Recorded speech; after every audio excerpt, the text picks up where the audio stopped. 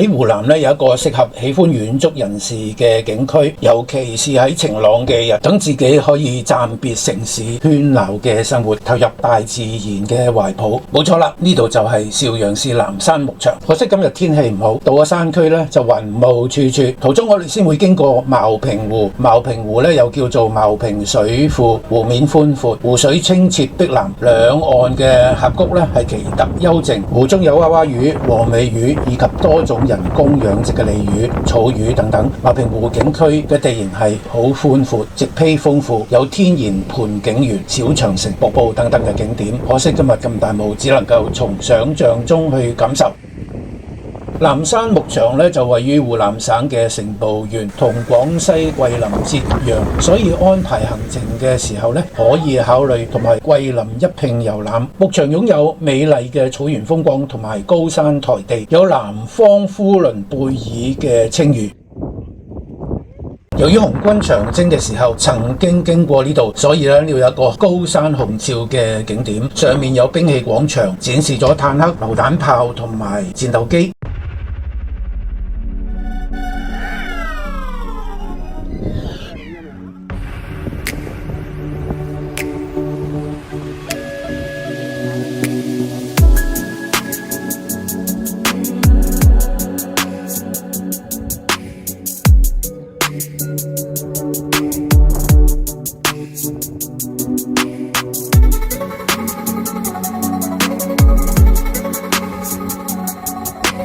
喺牧場裏邊，沿途隱約都可以睇到一啲牛啊、羊啊、馬等等嘅動物。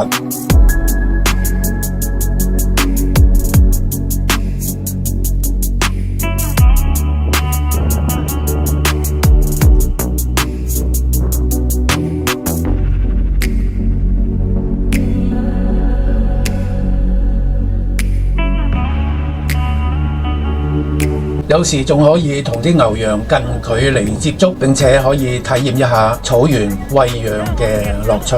我就嘗試餵麵包俾呢隻馬食，但係佢居然就唔睺。俾佢啦，俾佢啦。點會唔食啊？呢啲穀類嘅嘢。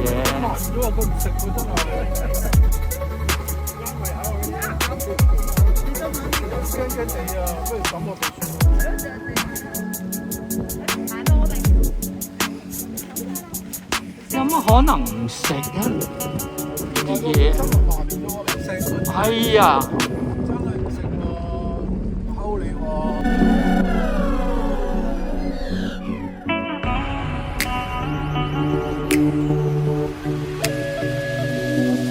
牧場就係南山風景區嘅主體部分，係中國南方最大嘅現代化山地牧場。自然景觀以中國南方高山台地草原風景為主調，所以景區就以南山大草原作為賣點，等大家喺呢度可以打卡。呢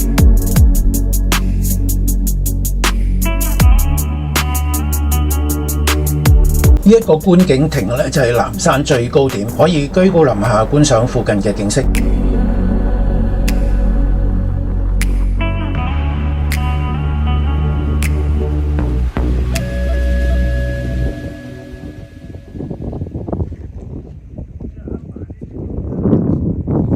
由人間仙境返到凡間，我哋先去武岡市參觀皇城。咁喺入城之前會經過而家叫做武岡市博物館，佢係以南京故宮為藍本，可惜今日就唔開放。走入皇城，昔日嘅氣象同今日嘅人間煙火互相交融。遊客漫步喺西直街，踩住青石板路就可以觸摸到時光嘅印記。區內仍然保存有古城牆。我哋就參觀咗慶城門。其實武岡城牆總長度係5800米，目前保存落嚟嘅部分咧有1450米，分為城內同埋城外兩段。咁呢個城牆咧就始建於宋代，係由青條石砌成，有6米幾咁高，至今有住深厚嘅歷史背景。呢間當鋪咧係我覺得最有特色，佢上邊仲有一個好大嘅算盤，保育得相當唔錯。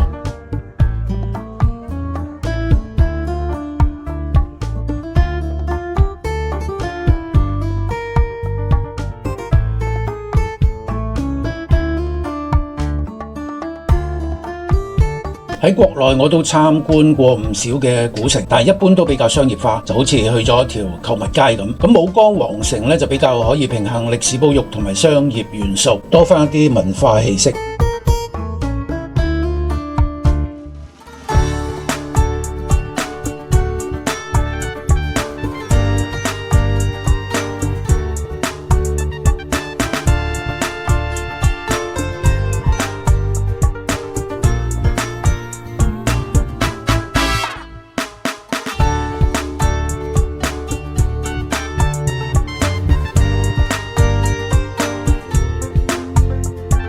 參觀完，我哋又翻去慶城門。傍晚時分，佢哋會開啟激光裝置。咁走過城門嘅時候，就感覺好似穿越翻現代咁樣。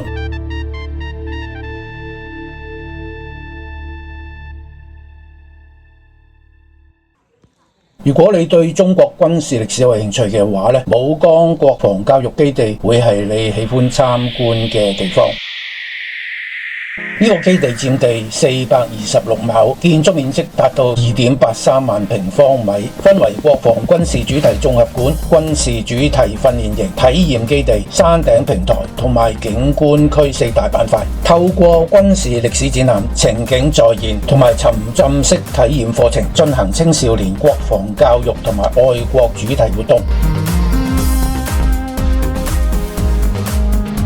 展覽主題分為3大板塊。首先，我哋參觀咗中國革命、國共兩黨交戰嘅介紹，除咗文字同埋圖片嘅敘述，仲展示咗戰爭過程嘅雕塑群。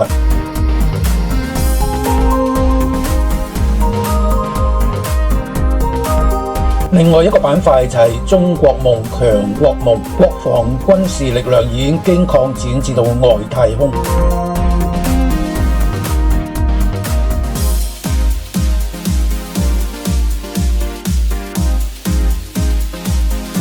最後參觀嘅板塊就係華夏文明同古代軍事文化。